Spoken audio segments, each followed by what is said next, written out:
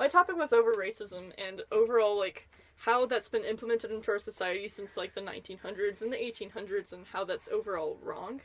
There's been laws placed against it, and obviously slavery is very wrong. The book I used was, How to Kill a Mockingbird. Just kidding, it's actually To Kill a Mockingbird.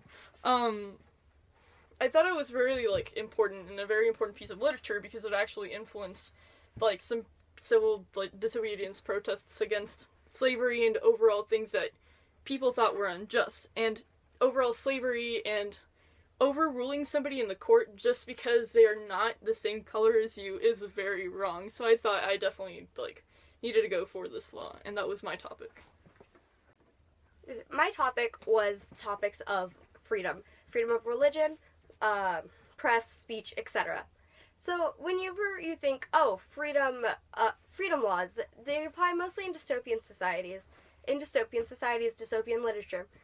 And so a very prime example of this would be the Hunger Games, because, I mean, obviously, for obvious reasons, they don't have a freedom to say what they want to do, where they want to live, how they want to act, and they're forced into situations that they don't necessarily want to be forced into.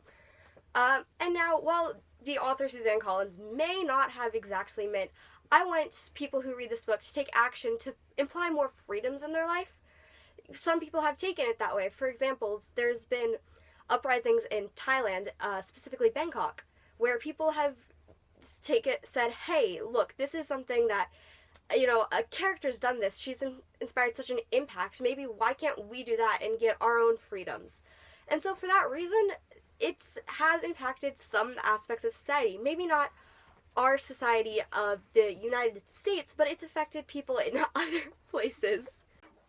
Hello, my topic was on women's rights and how they affected society. So, as put in Women in the Law, they have discussed in the conclusion of the overall book how differences among people can be enormous. Differences in skills, intelligence, hopes, aspirations, physical abilities, size, strength, social, and cultural background. The law often should and often does take account of these differences. The question is whether gender alone is a difference that law should take account of. Except a very narrowly prescribed area, reproduction, we think the answer is clearly no. Because even though that women were once considered inferior to men, the same has happened with racial issues, as discussed earlier. But no, all men and women are created equal, and we should all have the same rights. Okay, so when it comes to literature, like, there's always a big thing about equality, because in some books, like in Matched, for example, some people who are like descendants from like other regions, they don't really have like the same respect, and they don't get to be involved in as many things as like the regular people would. And so like the same thing happens sometimes, like not necessarily in our country, but in other countries, to where like some people are given more value and more like choices and stuff because they're like higher maintenance, because they're from like a higher like society or something. And so the same thing happens in literature, so it does sometimes, and it's like impacted by the way it happens in real life. And so that's one thing that we kind of see when we're reading books, is that it's not always so like nice and like flowery and fluffy and like a nice feeling. It's sometimes like what it's like in other places that we might not know.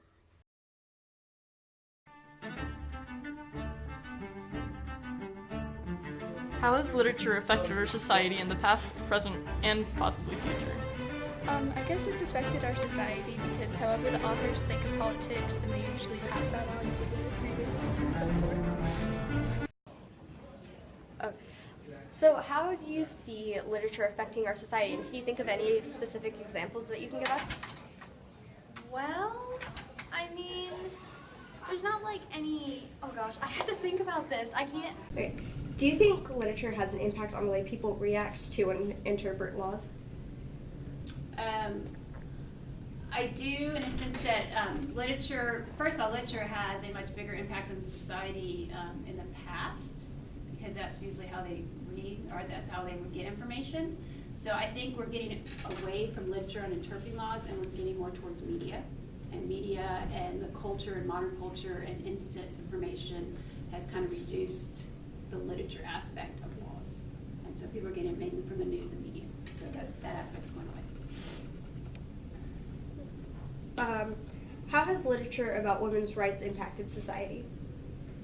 Well, women's literature was used during the suffrage movement, as well as the 1960s movement, to encourage women to assert their right to equality, and it has had a major impact on these movements from the written word. So it does definitely have impacted women and the movement for women's suffrage.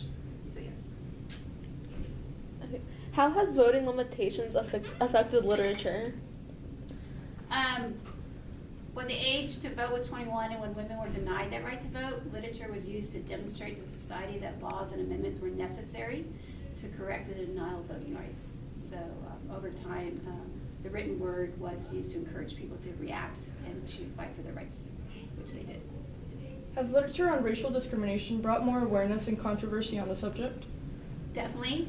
Books on racial discrimination have helped to focus attention on the problems that still exist in society based on racial prejudice and stereotypes, and basically tells their side of the story. And without hearing their side of the story, it would not cause people to rise up and react and fight for their rights. Just as the written word has been able to instill people to really find out where their belief systems are and to help the underdog and to make equality a right for everyone. Great, thank you. Thank you so much. Thank you. There you go.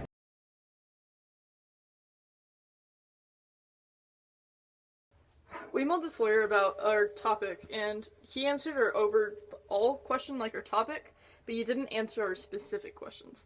But this is the overview that he sent to us. If you take the position that the law is a reflection of current social moral codes or beliefs, and that literature is similarly influenced by the way the world is currently acting, moral codes and beliefs, then law and literature have a symbolic relationship and influence each other. What I'm saying is that the literature reflects current social moods and norms. Law, its interpretation and creation, also reflects current social moods and norms. Thus, law could be said to impact literature, and literature impacts law. For example, current literature may have focus on, say, gun control because of what is happening with mass shootings and people's right to carry weapons, but also the desire to keep guns out of the hands of bad people. Law is currently working on these issues, and you could therefore say that law is impacting literature, and literature is also having an impact on the way current laws are interpreted and future laws coming out of the state and federal legislators. Alright, so that was what he said.